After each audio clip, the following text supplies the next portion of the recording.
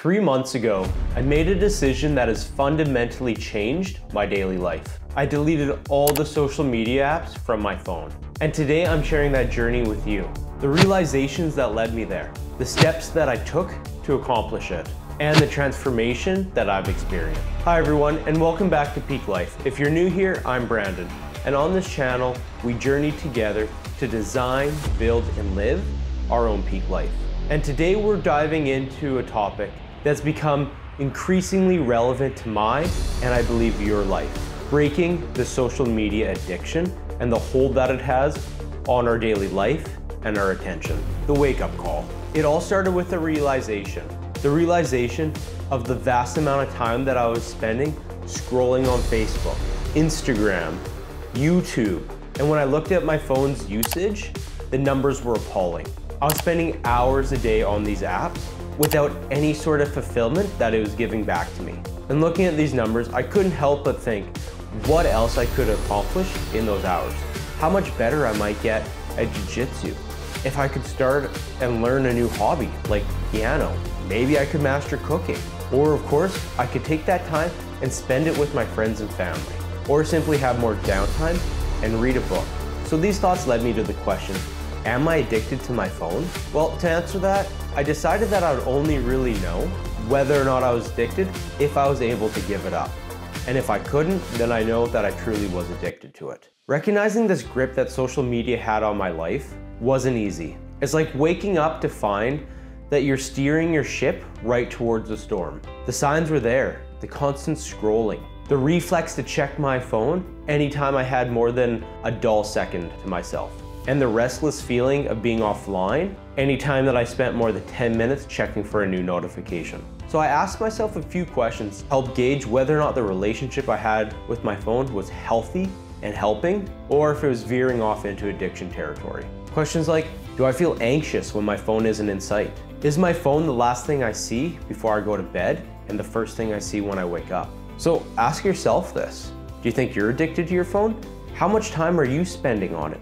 How much of your conscious effort and energy are you giving to your phone? These questions force me to confront the reality, the hard truth. And if any of those questions cause you to think, well then it might be time to rethink your own relationship with technology. Now moving on into my action plan. Knowing that I needed a change was one thing, but implementing it was another.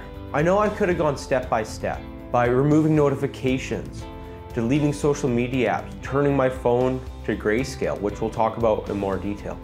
But for me, and a part of a 45 medium challenge, which is a lot like 75 hard, and I have an entire video up here that goes through the full details of that. But my challenge was for 45 days to delete all my social media and not use it at all. I wanted to cut it out cold turkey just to see what would happen and how I would feel about it. A plan that I hoped would help steer my ship back to those calm waters of me being in charge of my attention. So I just simply deleted it off my phone. It was that easy. Without it being on my phone, anytime I was in a lineup in a grocery store or when there was a break at work, I didn't have that impulse to check it because I knew I didn't have anything on my phone to open up. But if this is a little too intense for you, here's a 3-step process that I recommend. Step 1 is to turn off all your notifications. When you're trying to work, the constant dinging and flashing and the notification bubbles, well, they're all a distraction that's keeping you from being able to be productive and producing valuable work. Each notification is designed to draw you back in, to increase your amount of time using that app, which creates this constant loop of engagement and dopamine. So by turning them off, you can significantly decrease the number of times that you're reaching for your phone and help break that loop. Step number 2 is to delete your social media apps off your phone. You can still log on to them on your computer because that is a lot more of a controlled environment when you're choosing to go on. But this is a big step. By removing them from your phone, you eliminate that immediate temptation that the second you're bored just to reach for it, load up that screen and start the infinite scroll loop. Without this easy access, the temptation starts to fade. It's like removing unhealthy food from your house when you're trying to eat clean. It only takes a little while and then you find that you're not even craving it anymore. Third, and now this is the most intense step, but probably the best way to hack your phone, is to turn your color into grayscale on your screen. I first heard about this from Alex Hormozi, and after trying it a few times, I gotta say, it makes your phone horrible to use, which is the best way to break that addiction habit. The lack of color completely eliminates that dopamine hit that you get every time you open up a fresh screen. Without having those vibrant images and icons and notifications, it becomes way easier to disengage. Now, if that's a little too intense, you can install a mindful usage app. There's several apps out there that are designed to make it more difficult for you to start using social media. The app OneSec overlays onto your other social media apps, but when you go to load it, say Twitter or Instagram or Facebook, it takes more than just 1 millisecond for it to load. It puts in this buffering loading screen and tells you to take a deep breath. And it can even recommend that you open up another app in its place. Now, this small pause doesn't prevent you from using it, but it does force you to be a lot more mindful, and it increases the friction to use the social media apps that you're trying to become more mindful about their usage. And finally, you can try, like me, doing a 30 or 45-day challenge, deleting your apps, promising yourself and hopefully an accountability partner that you're not gonna use social media for that time.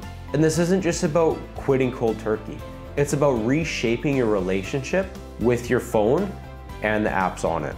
It's about reclaiming your time and your focus. Each of these steps, which I've done in different series and individually throughout the years, have been an ongoing contribution to my effort to declutter my digital life, to try to improve my focus on what re-energizes me instead of depletes me. So my transformation with this, I'm over 75 days in without social media, and I feel so much better. I no longer feel the urge to constantly check my phone every time I'm in the grocery store line.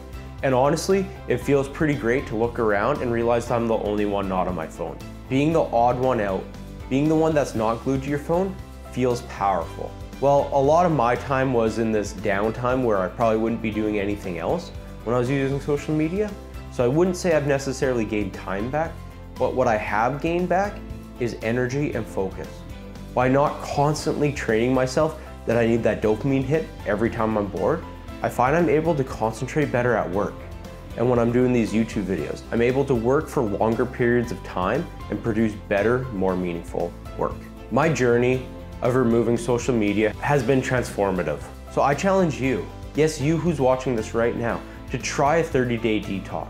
Turn off your notifications, delete your social media apps, try grayscale on your phone. And if you've done this before, I would love if you shared your stories, your successes, your failures, and any takeaways down in the comments. So thank you for watching this and joining our journey to design, build, and live our peak life. But before you go, I recommend you checking out this video here where I compare the 365 Gratitude app to 5-minute journaling. Thanks, and we'll see you in the next one.